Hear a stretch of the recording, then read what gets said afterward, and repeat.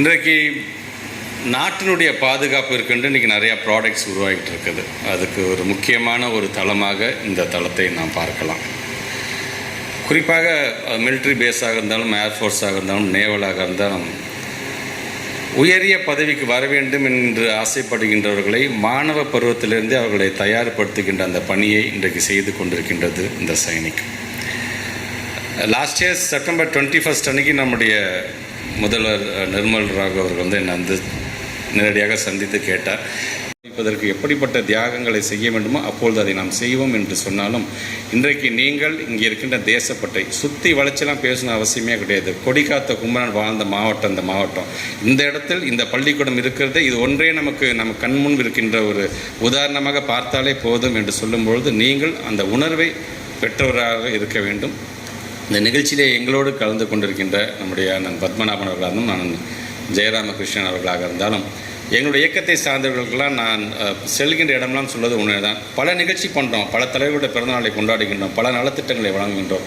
அதில் குறிப்பாக கல்வி சார்ந்த பல நலத்திட்டங்களை நீங்கள் வழங்க வேண்டும் என்கின்ற அந்த வேண்டுகோளையும் வைக்க நான் கடமைப்பட்டிருக்கின்றேன்.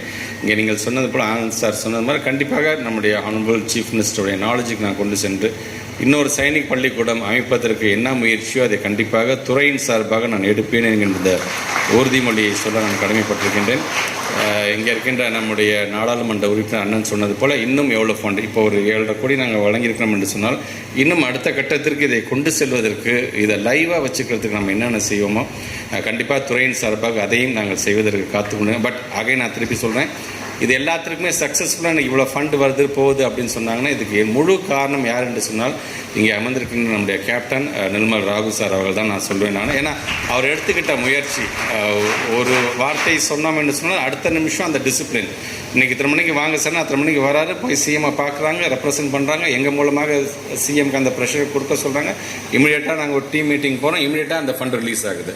இது ஒரு சாதாரண விஷயமாக ஒரு இடத்துல உட்காந்துட்டு இன்னொருத்தரை ஃபாலோ பண்ணாமல் இன்றைக்கி அதை செய்து காட்டிய நம்முடைய கேப்டன் அவர்களுக்கு இந்த நேரத்தில் என்னுடைய பாராட்டுகளை தெரிவிக்க நான் கடமைப்பட்டிருக்கேன். உங்களுக்கு நாங்கள் என்றைக்குமே உறுதுணையாக இருப்போம்.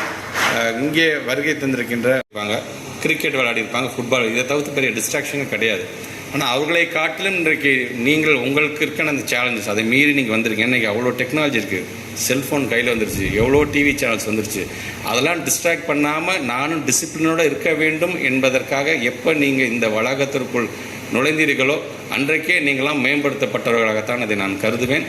ஆக அந்த வகையில் இன்றைக்கு பல சேலஞ்சஸை காட்டிலும் உங்களுடைய அந்த எனர்ஜி லெவல் ஒருமுகப்படுத்த வேண்டும் என்பதற்காக நீங்கள் இந்த பள்ளி வளாகத்திற்கு வந்திருப்பதற்காக உங்களுக்கு என்னுடைய கிரேட் சல்யூட்டை நான் கடமைப்பட்டிருக்கின்றேன்.